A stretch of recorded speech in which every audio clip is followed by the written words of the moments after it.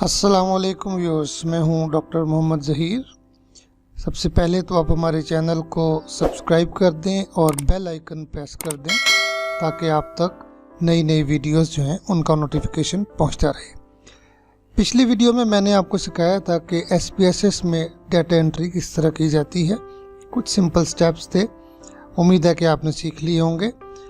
2 columns मैंने छोड़ दिए थे, एक कॉलम था वैल्यूज़ का और एक था मिसिंग वैल्यूज़ का। तो ये 2 कॉलम्स थोड़े से टेक्निकल थे, तो मैंने सोचा कि आपको नेक्स्ट वीडियो में ये 2 कॉलम्स भी फिल करना मैं सिखा दूंगा। तो आइए आज के लेसन की तरफ बढ़ते हैं। देखिए, सबसे पहले तो आप ये बात जहन में रखें कि जब भी आप डाटा एंट्री कर रहे होते हैं तो आमतौर पर वो किसी क्वेश्चनेयर की होती है, और जब कोई क्वेश्चनेयर या सवालनामा होता है तो उसमें मुख्तलिफ़ किस्म की इंफॉर्मेशन हम रिस्पोंडेंट से मांगते हैं और वो इंफॉर्मेशन हम अकॉर्डिंगली SPSS में एंटर करते हैं। कुछ वेरिएबल्स जैसे एज वगैरह थे, लास्ट टाइम हमने डिस्कस कर लिए। आइए, कुछ वेरिएबल्स ऐसे भी हैं जिनमें एक सवाल के जवाब में एक से ज़्यादा ऑप्शंस हम दे सकते हैं और देनी पड़ती हैं क्योंकि वो ज़रूरत होती है। आइए हम देखते हैं कि डेमोग्राफिक इंफॉर्मेशन लेते वक्त हमें किस तरह के सवालात मिलते हैं और कैसे डाटा एंट्री की जाती है। मिसाल के तौर पे डेमोग्राफिक डाटा में एक मैरिटल स्टेटस होता है और एक क्वालिफ़िकेशन होती है। तो आइए देखते हैं कि इस एक सवाल के मुख्तलिफ ऑप्शंस को किस तरह से एंटर किया जाता है। तो SPSS में जब हम जाते हैं तो देखिए, सबसे पहला हमने नाम रखा, वेरिएबल का नाम यहाँ पर हम मैरिटल स्टेटस रख देते हैं। आपने देखा कि मैंने ये मैरिटल अंडरस्कोर स्टेटस रखा है।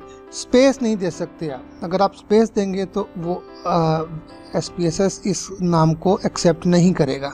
ना ही आप कोई नंबर लिख सकते हैं यहाँ पे, या आप इकट्ठा लिख दें बगैर किसी स्पेस के, और अगर स्पेस देनी है तो अंडरस्कोर यूज़ कर सकते हैं।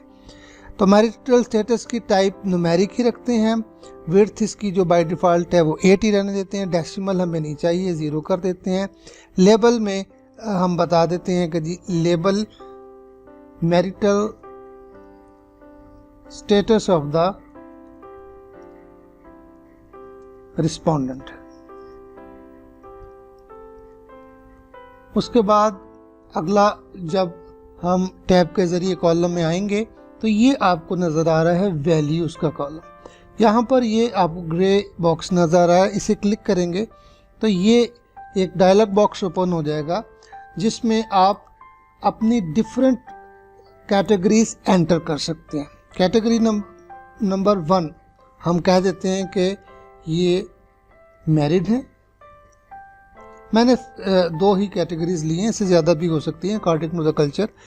ये ऐड कर दें, 2 लिख दीजिए। यहाँ पर आप अनमैरिड एंटर कर दें इस जगह पे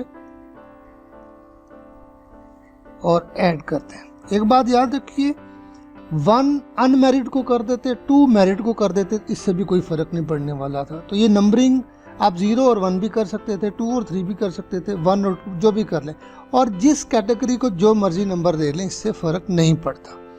उसके बाद ओके कर दीजिए। अगर और वैल्यूज़ होगी तो यहाँ पर लिखकर ऐड करते जाएंगे। ओके कर दिया हमने। उसके बाद अगला कॉलम है मिसिंग वैल्यूज़ का। व्यूअर्स, जब भी हम क्वेश्चनियर फिल करवाते हैं रिस्पोंडेंट से तो सारे रिस्पोंडेंट्स हमारे मुकम्मल क्वेश्चनियर को फिल नहीं करते।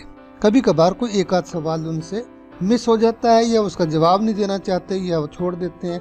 कोई भी सूरत हाल हो तो वो एक जो हमारे पास इंफॉर्मेशन होती है वो मिसिंग इंफॉर्मेशन होती है। बाय डिफ़ॉल्ट मिसिंग वैल्यू में आपको ये नन नज़र आ रहा है, ये non missing values, no missing values हमें बता रहा है। हम इसको डिस्क्रीट मिसिंग वैल्यू कर सकते हैं। फॉर एग्जांपल मैं यहाँ पर 99 लिख देता हूँ।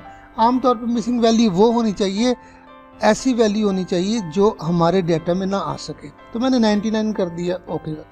उसके बाद कॉलम विड्थ जो है वो 8 ठीक है। अलाइनमेंट हमने सेंटर में रख ली। और मेजर मैंने आपको बताया था कि ये हमारे पास 4 स्केल्स होते हैं, nominal, ordinal, interval and ratio scale.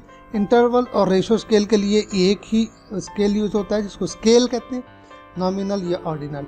अब आप ज़रा गौर से देखिए, मैरिटल स्टेटस बेसिकली एक नॉमिनल स्केल है, यानी कैटेगोरिकल स्केल है, जिसमें सिर्फ ग्रुप्स यूज होते हैं, मैरिड लोग कितने हैं, अनमैरिड लोग कितने हैं, तो इसको हम नॉमिनल का नाम दे देते हैं। और देखिए ये नॉमिनल के लिए जो आइकन बना हुआ है ये ग्रुप्स का है कि ये मुख्तलिफ ग्रुप्स होंगे।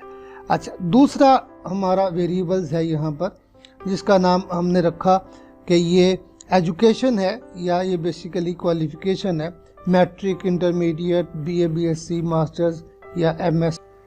इसका नाम हमने रख एजुकेशन, और एजुकेशन में वही न्यूमेरिक डेसिमल को 0 कर दें आप, और यहाँ पर लिख देते हैं हम क्वालिफिकेशन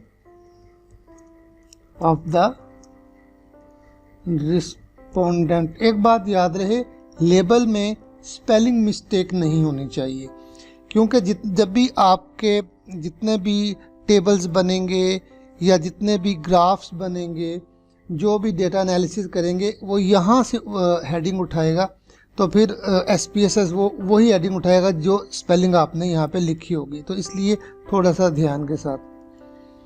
और क्वालिफिकेशन वैसे ही हमने 1 रख लिया हमने मैट्रिक के लिए, एंटर। 2 रख देते हैं हम इंटर के लिए, 3 रख लेते हैं हम BA या BSc के लिए, 4 हम रख लेते हैं मास्टर्स के लिए, और 5 हम रख लेते हैं MS के लिए। और भी कोई हो तो ऐड की जा सकती हैं, आप यहाँ पर ओके करेंगे तो ये ख़त्म हो गया। और ये भी चूँकि कैटेगरीज हैं, लिहाजा इसका स्केल भी हमने नॉमिनल ही रखना है। ठीक है जी। आइए अब डेटा व्यू की तरफ चलें। अब आप देखें कि यहाँ पर हमारे पास नज़र आ रही हैं वैल्यूज़। चाहे तो 1 एंटर कर दें,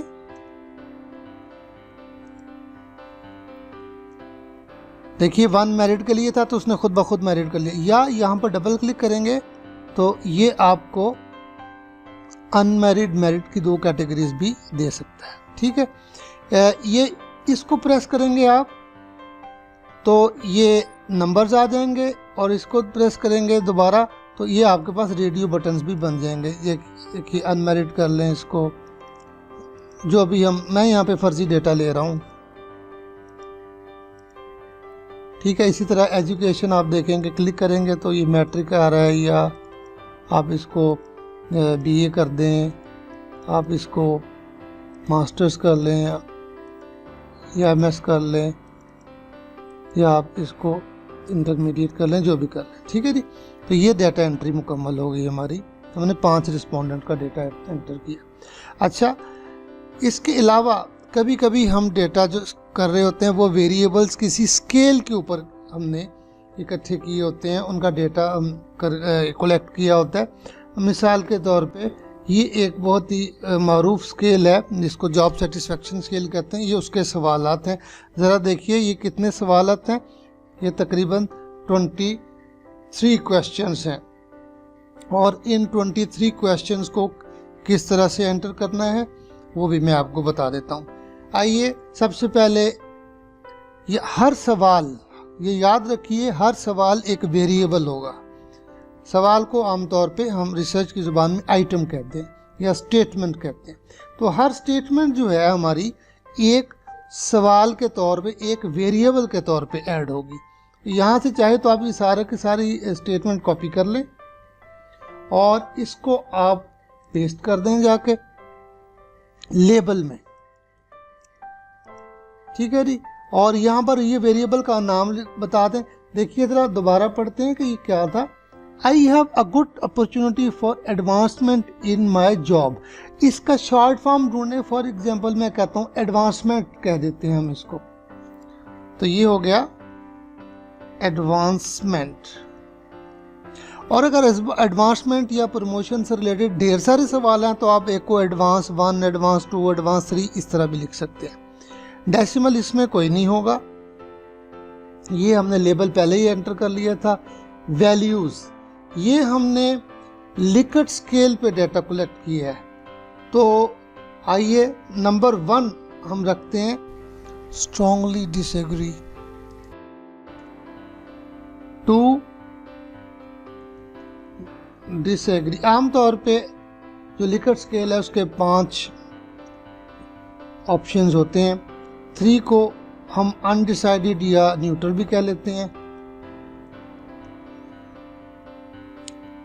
4 हम रख लेते हैं एग्री, और 5 हो गया हमारा स्ट्रांगली एग्री।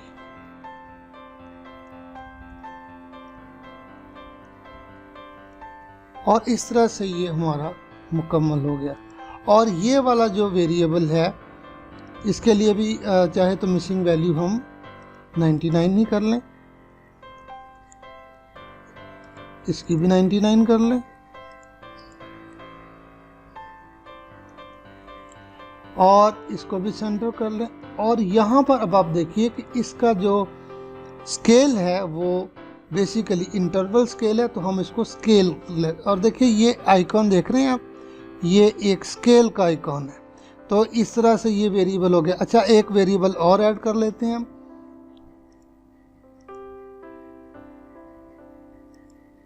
ये वेरिएबल है my pay is adequate to meet my necessary expenses.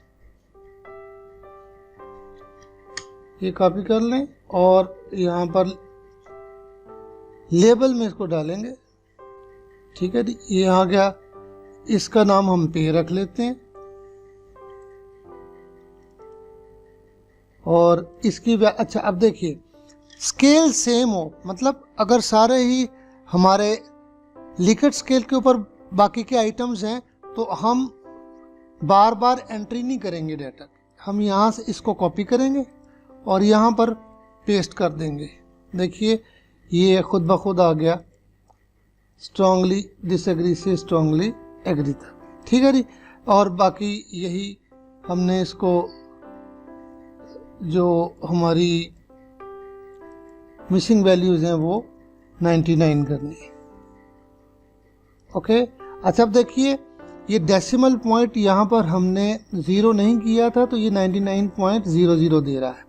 जब इस डेसिमल पॉइंट को 0 कर देंगे तो वहाँ पर भी 0 हो जाएगा। देखिए 99.0 हो गया या 99 आ गया। और इसी तरह इसको भी हम 0 कर देते हैं क्योंकि हमारे डाटा में डेसिमल पॉइंट नहीं है, और इसको हमने स्केल ही रखना है और सेम। अब इसी तरह आप डाटा एंट्री करते चले जाएं और डाटा एंट्री होती चली जाएगी।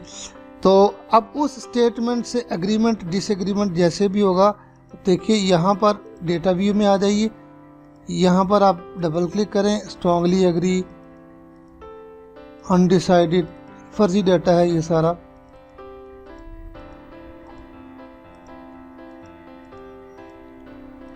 और चाहे तो आप नंबर लिखें, वो खुद ब खुद ले लेगा।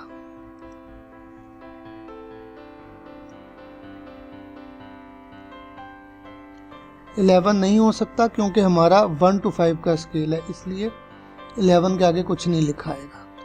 यानी ऐसा कोई नंबर आप लिख देंगे तो जो उसके अंदर नहीं है तो वो उस नंबर को नहीं लेगा। चाहे तो ऐसे डाटा एंट्री कर लें जैसे भी डाटा एंट्री। और ये याद रहे कि डाटा एंट्री हमने रिस्पोंडेंट वाइज करनी होती है। अभी तो मैंने आपको समझाने के लिए जल्दी जल्दी ये डाटा एंट्री कर दी है। ये यहाँ से शुरू होंगे 1, पहले इसका डाटा, फिर इसका डाटा, फिर तमाम वेरिएबल्स पे।